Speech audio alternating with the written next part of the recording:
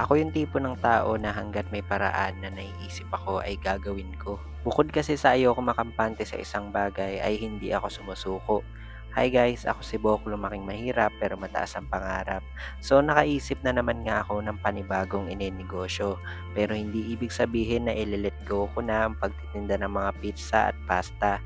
Dahil unti-unti, dumarami na talaga ang bumibili din sa akin at nakikilala na yung aking paninda. Magaganda din ang feedback ng ating mga combo, kagaya na lang ng chicken, pasta at pizza na sa halagang 99 mo ay busog na busog ka na at masarap pa. Hindi pa rin nawawala yung ating mga flavored pizza kagaya na lang ng mga ham and cheese, Hawaiian, pepperoni, beef and mushroom at overload. At kagaya nga po ng sinabi ko, hindi ibig sabihin na nakaisip na naman ako ng panibagong ititinda ay isusuko ko na itong pagtitinda ko ng mga pizza. Sadyang gumagawa lang talaga ako ng ibang paraan para kumita dahil sa estado ng buhay ko at sa kondisyon at sa sitwasyon namin na hindi ako nakakapagtrabaho kagaya noon at mas matagal ang inilalagi ko sa bahay dahil kailangan kong alagaan si mama at yung tita ko. Kaya naisipan ko na bakit hindi ako pumasok sa pag-online shop ulit. Actually, way back 2023, nag-online shop na ako. Nagtinda ako ng mga chili garlic, t-shirt, short at marami pang iba. Ang problema, na temporary close gawa ng wala nga akong BIR permit at ni-require na nga yun nung taon na yun. Kaya ngayon ay susubukan ko na ulit at hindi ko na aaksayahin yung pagkakataon. Para na rin mas maging kapaki-pakinabang yung motor ko sa pagpupunta ko ng pagpapaprint ng mga waybill, sa pagpapadrop off kapag kami o-order sa online. At bukod doon, kahit gabi po pwede ako makapagbenta at makapagtinda. Magla-live selling ako, magpo-post ako at hindi ako hihinto hanggat walang bumibili.